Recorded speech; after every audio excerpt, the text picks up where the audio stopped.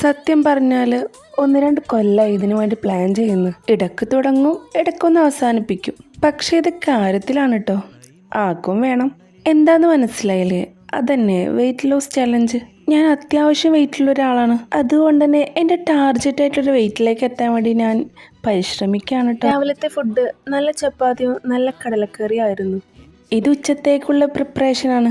മുരിങ്ങക്കറിയും ചാളമീൻ പൊരിച്ചതും. ഞാൻ ഈ ഡയറ്റ് തുടങ്ങിയിട്ട് അധിക ദിവസമൊന്നും ആയിട്ടില്ല കേട്ടോ. ഇടയ്ക്ക് നല്ല ഡേറ്റ്സും കഴിച്ചിട്ടുണ്ട്.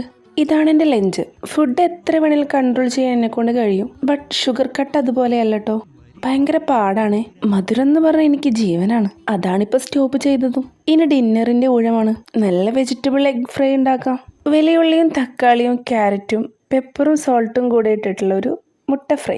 രാത്രി ഇപ്പോൾ റൈസ് കഴിക്കാറില്ല. ഒന്നല്ലെങ്കിൽ കട്ട് ഫ്രൂട്ട്സ് കഴിക്കും, അല്ലെങ്കിൽ ഇതുപോലെ എന്തെങ്കിലും ഉണ്ടാക്കി കഴിക്കും. അപ്പോൾ ഇത്രയേ ഉള്ളൂ. അപ്പോൾ ഒന്ന് സബ്സ്ക്രൈബ് ചെയ്തേക്കിട്ടോ.